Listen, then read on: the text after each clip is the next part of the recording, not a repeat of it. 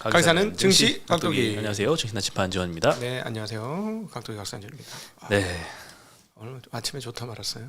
좋다 말았네요. 네, 외국인들은 아직 팔 물량이 아직 남아 있긴 할 것 같아요. 네, 사실 뭐 아직 현금을 다 소진은 안 했거든요. 네, 계속 오늘도 계속 소진을 해가고 있는데 소진 다 하면 올라갔으면 좋겠어요. 그렇지. 또 뭐 근데 뭐 다 못 사고 올라가는 것도 상관없죠. 뭐 그냥 편하게 생각할 필요가 있는 것 같아요. 그 부분은. 네, 네, 오늘 어제 일단 저희가 막 이때는 좀 사야 될 때다 이렇게 네. 언급을 했었잖아요. 근데 이제 다른 투자자들 반응들이 요즘에 많이 올라오더라고요. 네. 유튜브에도 여러 이제 슈퍼개미 분들 네, 몇 분들 이렇게 올라오는 것도 봤고 막 여러 영상들을 봤는데 다 똑같더라고요. 반응들이 네. 현금 거의 대부분 소진해놓고 그냥 기다린다. 네, 네, 어떻게 될지 막 이런저런 예측 막 시나리오 제시 안 하고 그냥 기다리시더라고요. 좋은 기업 사놓고. 네, 그렇죠. 네. 기업이 리턴을 해주는 거지 뭐. 네. 정확하게 타이밍을 정확하게 다 잘 잡는다. 쉽진 않은 얘기인 것 같아요. 오랫동안 해보니까. 네. 지금 이 사이드카도 발동되는 이 정도 멀티플에 들어가서 한 1년 기다리면 이 기업의 기대 수익률이 얼마일까 네. 그거를 생각해 보라는 이야기도 들었거든요. 네네. 네, 굉장히 좋은 시각인 것 같아서 네. 저도 좀 그렇게 좀 생각을 해보려고 그러니까 네. 마음이 좀 편해지더라고요. 그럼요. 네. 네. 떨어질수록 이제 현금 계속 소진할 거고 뭐 기업에 문제가 생겨서 그런 건 아니니까 네, 뭐 트럼프 뭐 계속 그런 얘기 해라. 떨어지면 뭐 더 사고 네. 나중에 제같이 받겠지 이렇게 생각을 하고 있습니다. 사실 싸게 살 수 있는 건 되게 감사한 일이죠. 지나 보면 얼마나 싸게 살 수 있느냐에 따라서 수익률을 결정하는 거기 때문에 싸게 살 수 있는 기회를 얻는다는 거는 고마운 일이에요. 근데 이제 가지고 있는 주식을 쳐다보면 고맙지가 않죠.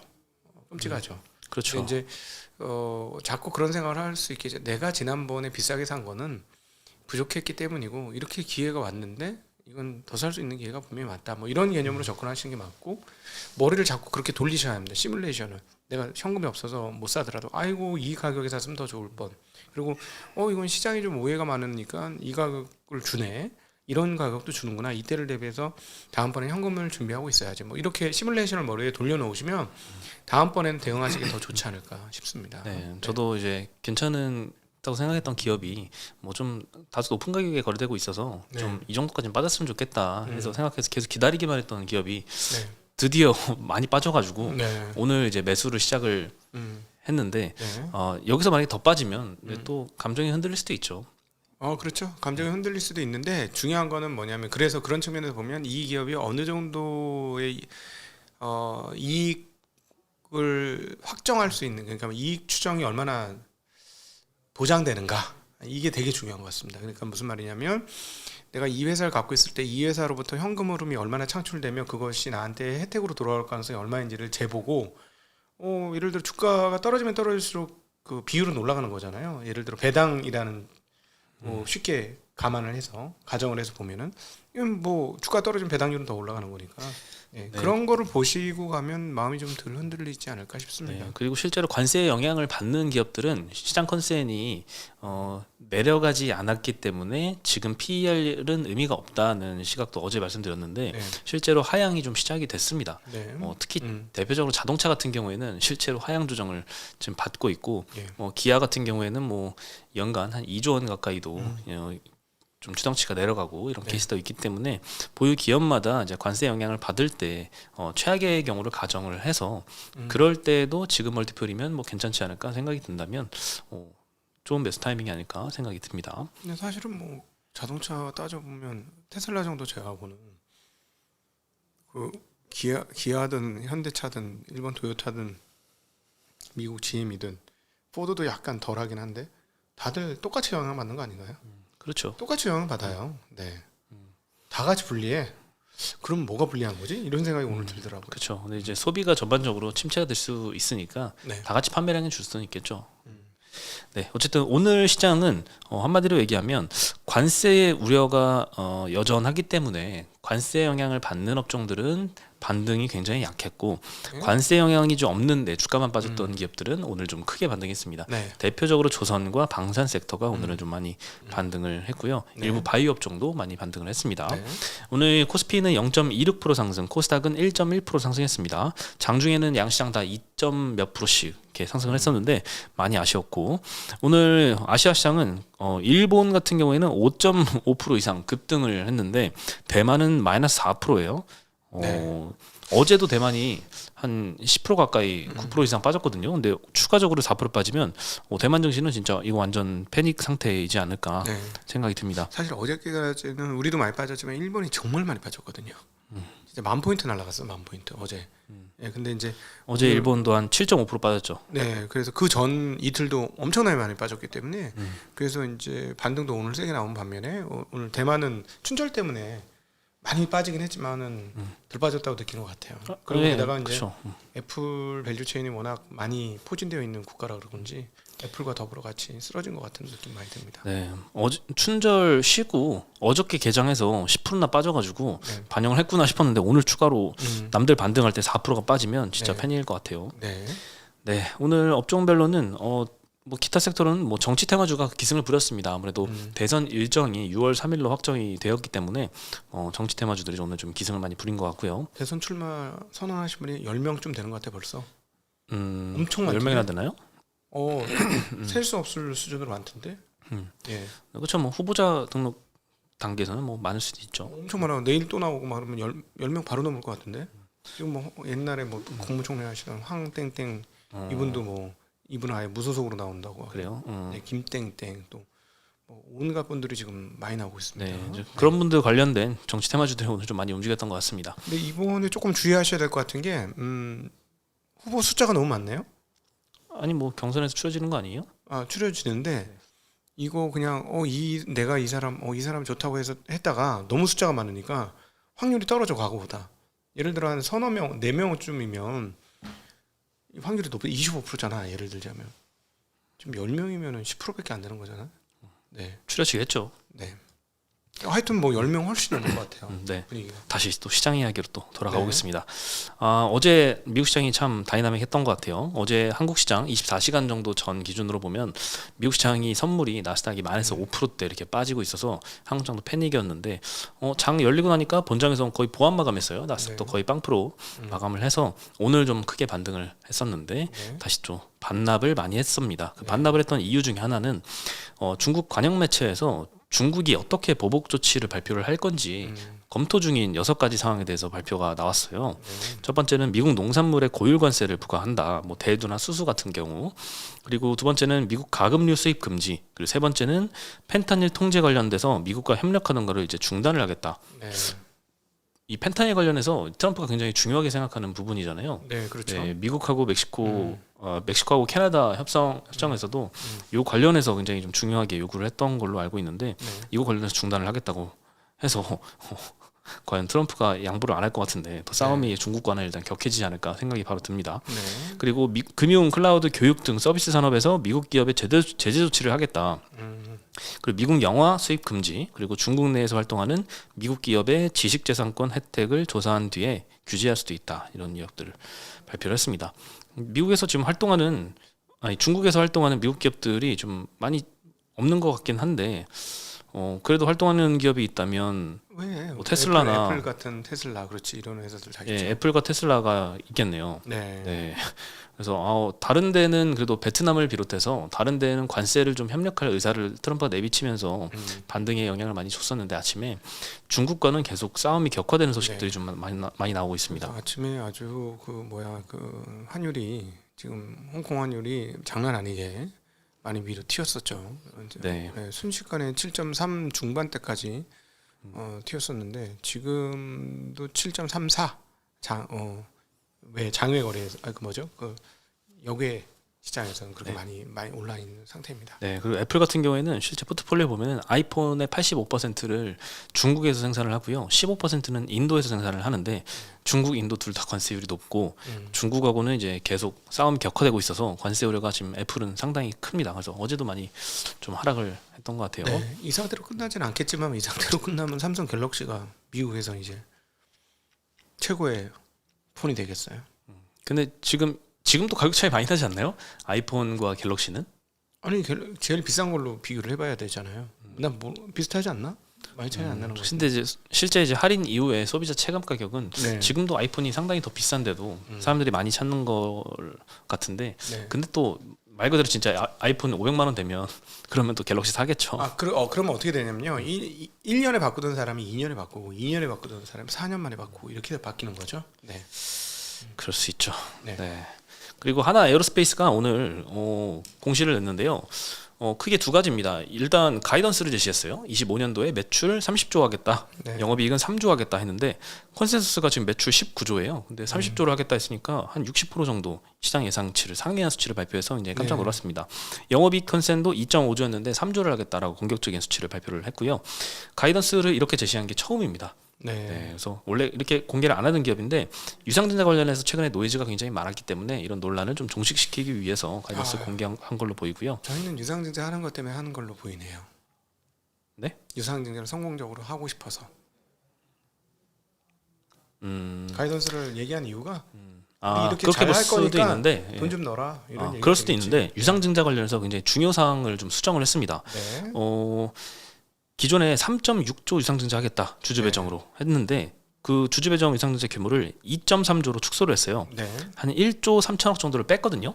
네. 그리고 1조 3천억을 3자 배정 유상증자를 하는데 삼자가 하나에너지, 하나임팩트, 하나에너지 싱가폴 이렇게 세 개사가 3자 배정인데 요거는 이제 한화그룹의 이제 삼형제들이 갖고 있는 회사예요. 이거는 근데- 유상증자를 빙자한 증여잖아. 근데 이거는 할인이 없습니다. 현재가 기준으로 유상증자를 하는 거고 주주 대상으로 배정하는 거는 15% 할인율이 적용이 되죠. 네. 네. 그래서 이것만 봤을 때는 상당한 자신감이 있구나.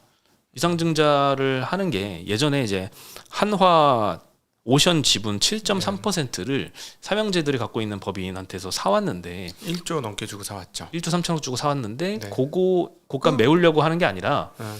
한화 에어로스페이스의 경영상 필요한 거고 앞으로 이 가이던스를 3조 원, 30조 원 이렇게 제시를 했듯이 성장성도 좋고 주가 상승도 확신이 있기 때문에 할인율 없이 현재의 1조 3천억을 태우겠다. 그 1조 3천억 받았잖아 하나오션한테. 물론 그 종잣돈이 있었습니다만.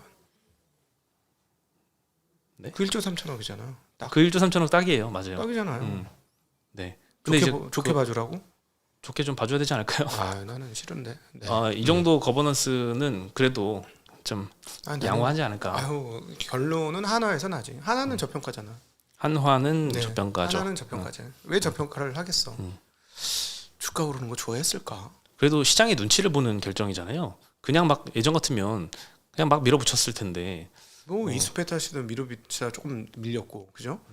그 전에 회사도 하나 LS도 그랬고, 그죠? 또 두산도 그랬고. 근데 이거 하잖아 결국. 뭐 하긴 하죠. 아니 영업이익 3조 나는 회사가 뭐 굳이 3조 유상을 땡겨 굳이. 난 그렇게 생각이 드네요. 자기 돈 갖고 해야지. 자기 돈 갖고 하는 회사가 제일 좋은 회사예요. 그래도 저는 개인적으로 그렇게 생각합니다. 네. 여전히 이제 만족은 못한다 이걸로. 싫어요. 싫어요. 알겠습니다. 네. 네, 어쨌든 이 방산 같은 경우에는 관세 우려에서 조금 벗어나 있는 섹터이기 때문에 오늘 하나 에어로스페이스는 8.7%나 반등을 했습니다. 그동안에 주주 환원을 열심히 잘했으면 물론 이제 성장을 해야 되기 때문에 주주 환원 못해서 회사 성장을 위해서 우리는 돈을 더 ROE가 높은데 뭐하러 주주 환원을 하냐. ROE를 계속 높은 상태로 자본을 계속 자본 환원율만 높으면 되는 거지. 이 자본을 투자에다 쓰면 되는 거지. 뭐 맞는 말인데요. 계속 그냥 그렇게 하지 그러면은 갑자기 유상증자 ROE가 높으니까 돈을 가지고 오면 그걸로 더 뻥튀겨서 해줄 수 있다. 그러면 지난 10년간 그런 태도를 좀 보여주었어야 되는 거 아닌가? 난 내가 얘기하고 싶은 건 그거예요. 아무리 과거에 어렵더라도 주주한테 뭔가를 주주하고 좋은 관계를 하려고 했던 노력들이 지난 10년간 점철되어 있던 회사라면 주주한테 손 벌려도 된다고 생각해요. 그럴 수 있죠. 같이 갑시다. 우리 그동안에 했으니까 그럼 당신들 또 좋아져요. 같이 갑시다. 이런데 난 과거 10년 데이터가 그런 게 없는 것 같은 걸? 뭐 그게 문제라고 저는 생각하는 거죠. 그렇죠. 뭐 기업이 예전이나 지금이나 뭐 똑같은 비즈니스를 비슷하게 영위하고 있다면 그럴 수도 있는데 만약에 이제 새롭게 뭔가 활로가 뚫려서 신규 수주도 많이 받고 새롭게 뭐 투자도 많이 들어가야 되는 상황이라면 뭐 유상증자가 필요할 수도 있지 않을까요? 실패할 수도 있지 않을까요? 어떤 실패요? 유상증자해서 갖다 새로운 사업을 진행을 했는데 뭐 실패할 수도 있죠. 잘 안 될 수도 있지 않을까요? 그거는 미리 알 수는 없는 거죠. 근데 왜 유상으로 해서 실패할 수도 있을까요? 만약에 가정법을 쓴다면? 예? 가정법을 써가지고 이게 약간 위험 부담이 있어. 사업을 키우고 싶은데 약간 위험 부담이 있어서 내 돈 버는 걸로 다 갖다 꼬라박으면 이 문제가 될 수 있으니까 외부에서 자금 조달을 해가지고 한번 해봐가지고 실패하더라도 그러면 괜찮지 않을까? 뭐 이런 생각을 할 수도 있는 거 아닌가요? 뭐 그럴 수도 있죠. 제가 왜냐하면 제가 한국 시장에 너무 당해서 이런 얘기를 하는 거예요. 네. 에너지 하나 에어로스페이스 때문에 그런 건 아닙니다. 그렇죠. 저는 뭐 하나 투자해서 손해 본 적은 없어요. 하나 투자해서 다 돈 벌고 나왔어요. 그럼에도 불구하고 감사한 회사예요. 하나 오션도 돈 벌었고 하나도 돈 벌었고 다 돈 벌고 나왔어요. 저는. 근데 좀 그냥 그래요. 네. 그렇습니다. 네. 네. 그리고 ABL 바이오가 오늘 성격이 들어와서 그래. 15% 내가 성격이 들어와서. 네, 15% 급등했습니다. 어제 상한가 갔거든요. 그렇죠. 네, 사실 어저께 이제 말씀드리려다가 이야기를 안 했는데 그 어제 공시가 나왔었어요. 그 영국 GSK라는 곳과 4.1조 원 규모의 기술 이전 계약 공시가 나왔습니다. 네. 반환 의무 없는 계약금만 1,400억이라서 상당히 좀 빅딜이 4조 원 빅딜은 굉장히 좀 오랜만에 보는 수치인 것 같아요. 그렇죠. 네. 네. 근데 지난주인가요? 지난주죠. 네. 그 담도암 치료제 임상 결과 긍정적으로 발표가 됐는데도 11% 이렇게 급락했었거든요. 최근에 이제 바이오 섹터에 대한 투심이 굉장히 안 좋아서 그냥 뭐든 좋게 발표해도 알테오젠도 마찬가지였고 네. K 세론으로 이제 반영이 됐었는데 그래도 오늘은 좀 투심이 괜찮았어요. 그래서 오늘 또 추가로 15% 급등을 했습니다. 다른 바이오도 같이 좋았죠. 그래서 코스닥 강세에 중요한 동인이 됐습니다. 네, 맞습니다. 뭐 이런 그리고 또 뭐 알테오젠이나 펩티론 같은 이런 그 신약 임상 시험해 가지고 신약 개발하는 회사가 아니고 다른 회사들의 매출액에 따라서 로열티 받는 이런 비즈니스는 마찬가지로 관세와 무관하잖아요. 그래서 오늘 좀 많이 상승을 했습니다. 알테오젠도 오늘 7%대 급등했고요. 바이넥스 뭐 ST팜 이런 CMO 업체들도 10% 8%씩 오늘 많이 전반적으로 급등했습니다. 네. 코스닥 이제 탑 10에는 바이오 업체들이 거의 절반쯤 되는 것 같습니다. 옛날에는 2차 전지가 많았는데 지금 바이오가 많네요. 2차 전지 많이 내려갔죠. 네. 그리고 SK증권에서 기아의 영업이익 추정치를 하향을 했고 목표가도 15만 원에서 12만 5천 원으로 하향을 시켰습니다. 네, 관세가 자동차는 25% 부과가 되기 때문에 2분기부터 영향을 좀 받을 것 같고요. 2분기 영업이익은 3.7조 예상했었는데 2.8조로 하향을 시켰습니다. 만약에 판매 가격을 인상하지 않고 전년 수준의 판매량을 기록할 경우에 25년도 연간 순이익은 한 2.9조 원 정도, 대략 3조 원 가까이 감소할 걸로 지금 예상이 되고요. 판매 가격을 만약에 10% 인상해서 고객한테 좀 전가를 시켰다. 그러면 판매 대수가 떨어지겠죠. 수출 대수가 한 20% 정도 감소한다라고 가정했을 때는 2.1조 원 정도 감소할 걸로 예상이 되고 있습니다. 네, 일단 좀 더 보수적으로 관세 영향을 연간 한 1.5조만 반영을 했을 때 영업이익 전망치를 기존보다 한 12% 하향해서 반영을 했습니다. 만약에 관세 타격이 더 크다면 추정치는 더 내려가야겠죠. 이 금융쟁이들이 뒤에서 엑셀 돌려갖고 이렇쿵 저렇쿵 붙였다 뗐다 숫자로 이렇게 하는 거 나는 되게 좀 제조업체 입장에서 보면 어이없을 수도 있을 것 같다는 생각도 들어요. 그렇죠. 뭐 실제 어떻게 될지 관세에 따라서 가격 정책을 어떻게 가져갈지를 경영자 이외에는 모르니까 외부에서는 그렇게 뭐 가정하에 추정을 할 수밖에 없고 또 애널리스트는 또 숫자를 뽑아내야 되는 직업이잖아요. 근데 그 또 저것도 있잖아요. 소비자들 입장에서 이 회사 되게 좋은데 다 관세 때문에 다 가격이 올랐는데 얘 10% 올렸어. 그러면은 사실 그때는 뭐 얘만 올렸으면은 아무래도 좀 덜 사겠지만 같이 올려서 10%가 올랐어? 그럼 그때는 상품 경쟁력이 중요한 거 아니겠어요? 이 회사가 이 차가 진짜 좋아. 그러면은 더 쓸 수도 있는 거잖아. 우리 항상 저 기본 트림으로다가 3,500만 원짜리 사러 갔다가 나중에 나올 때 막 4,900만 원짜리 사가지고 나오고 막 그러잖아. 풀 옵션으로. 요즘 그럴 수 있는 분위기인가요? 풀 옵션으로다가 처음에 분명히 3,500원 깡통차 사러 가야지 이래 들어갔다가 이거 뭐 하면은 이거 뭐 어댑티브 크루즈도 되고 되게 편하고요. 뭐 이것도 되고 오디오 시스템 이거 뱅앤올슨 하면 이것도 한 150만 원 붙이고요. 뭐 이러면은 옛날에 가격이 막 올라가잖아. 21년도 코인 불장 그 주식 불장 이럴 때나 그게 가능했죠. 마티즈 사러 갔다가 뭐 벤츠 사온다 뭐 이런 얘기가 있었는데 요즘은 어렵습니다. 그렇게 되기. 예. 오히려 기아나 뭐 GM이나 포드나 다 같이 만약에 가격이 20%씩 올랐다. 그러면 원래 기아 살려던 사람이 뭐 쩔로 가는 게 아니라 그냥 기아 K7 살 거 K5 사고 이러지 않을까요? 그 교체 주기는 길어질 것 같아요. 아까 핸드폰에서도 말씀드렸지만 분명히 그렇게 될 거예요. 비싸니까 조금 더 타다가 최소한 감가상각으로 죽여놓고 마지막 순간에 사야 되겠다 이런 생각을 하지 않을까 싶습니다. 네, 어쨌든 이게 관세 영향 때문에 신차 가격이 올라가는 건 어쩔 수 없을 것 같고 그러면 중고차 쪽으로 수요가 좀 쏠리지 않을까라는 생각도 좀 드는데요. 중고차도 덩달아 오를 것 같죠? 중고차 가격이 오르면 중고차 업체 입장에서는 업체는 마진이 좋죠. 좋죠. 그렇죠. 저런 회사 어디야? 그 미국의 아주 유명한 뭐 카바나도 있고 카바나. 카맥스도 있고 네, 여러 그런 가지 회사들 중고차 업체들이 있죠. 좋아지겠죠. 네. 네, 근데 최근에 주가는 다 많이 떨어졌더라고요. 관세 이런 그럼요. 우려에 네. 그냥 모두 그냥 폭락을 했더라고요. 그렇죠. 모든 기업이. 지금 묻지마니까. 네, 그렇죠. 네, 그리고 오늘 그 시장에서 별로 관심을 안 가진 것 같은데 삼성전자가 1분기 실적을 조심스럽게 발표를 했습니다. 꽤 괜찮게 내가지고 아침 시초가 잘 만들고 계속 잘 버티다가 종가되니까 거의 도로와 탐을 됐습니다. 네, 한 2, 3% 이렇게 올라가다가 0.5% 상승해서 끝났습니다. 네. 매출액은 79조 원, 컨센 한 2조 원 상회했고요. 영업이익은 컨센이 5조였는데 6.6조 발표했습니다. 네. 컨센은 좀 많이 상회를 했어요. 한 30% 정도 많이 상했네요. 네, 어닝 서프라이즈 배경엔 갤럭시가 많이 팔렸습니다. 네, 네. 관세가 부과되면 이제 폰 가격 너무 많이 올라갈 것 같아서 네. 미리 좀 좀 땡긴 게 아닌가, 수요가 좀 먼저 선반영된 게 아닌가 이런 생각이 좀 들어요. 네. MX 사업부, 이 핸드폰 사업부가 영업이익이 한 4조 원 정도 나왔을 걸로 좀 추정을 하고 있고요. 많이 나왔네요. 네, 보통 3조 나오는데 네. 4조씩이나 많이 나온 걸로 추정이 됩니다. 정확한 네. 건 이제 월 말에 가서 실적 발표하면 나오겠죠.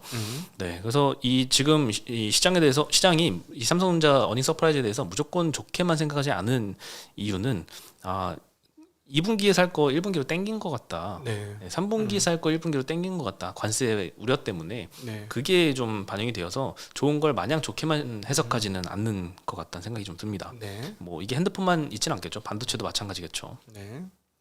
네. 하지만 이제 하이닉스는 조금 실적에 대한 기대를 또 해보아도 되지 않을까 생각이 들어요. HBM은 원래 잘하고 있었고 기존 레거시 포트폴리오도 삼성보다는 더 낫잖아요. DDR5 비중도 더 높고, 네. 좀 더 하이엔드 모델 비중이 좀 높은 걸로 알려져 있는데 영업이익은 6.7조 원 나올 걸로 키움증권에서는 추정을 하고 있더라고요. 네. 삼성이 6.6조 발표했는데 삼성의 영업이익을 조금 더 웃돌 걸로 예상이 됩니다. 네. 근데 매출액은 18조 정도로 추정을 했어요. 삼성이 79조 매출을 해서 6조 원 벌었잖아요.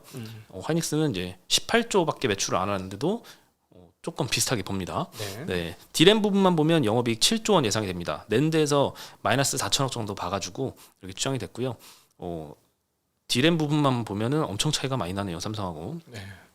네, 1분기 후반에 이제 범용 메모리 판매량이 호조를 보일 거고 HBM3 이 12단 제품의 판매 비중이 확대가 되면서 좀 호실적이 예상이 된다라고 합니다. 네, 그리고 엔비디아의 마진 피크아웃 그리고 뭐 AI 스케일링 법칙에 한계 봉착했다 뭐 이런 여러 리스크들이 IT 업계에서 좀 거론이 되는데 이런 게 주가에는 상당히 좀 반영이 이미 되었고 2분기에는 예상을 상회하는 실적 한 8조 원 정도로 예상을 하고 있습니다. 그리고 범용 메모리 반등이 주가 반등에 트리거로 작용할 것이다. 이런 것들을 하고 있습니다. 네, 마지막으로 이제 상법 개정안에 대해서 한번 거부권 행사가 됐었잖아요. 근데 야당에서 새롭게 수정해서 검토를 하고 있다고 합니다. 재의결을 하려고 하는데요.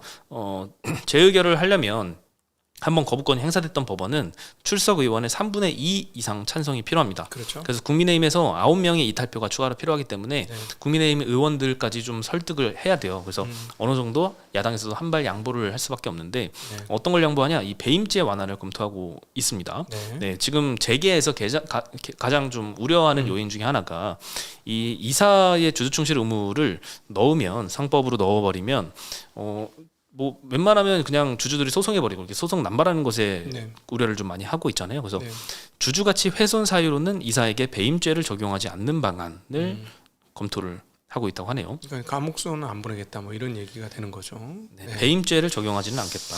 일단 거죠. 뭐든지 되기만 하면 좋을 것 같습니다. 나중에 한 번 더 개정을 하더라도 물론 나중에 왜 그때 그렇게 했느냐 라고 할 수도 있는데 지금 상황은 일단 한번 진입을 하고 발을 들여놓고 그다음 나중에 몸통까지 들어가야 되는 거 아닌가 하는 생각을 하고 있어요.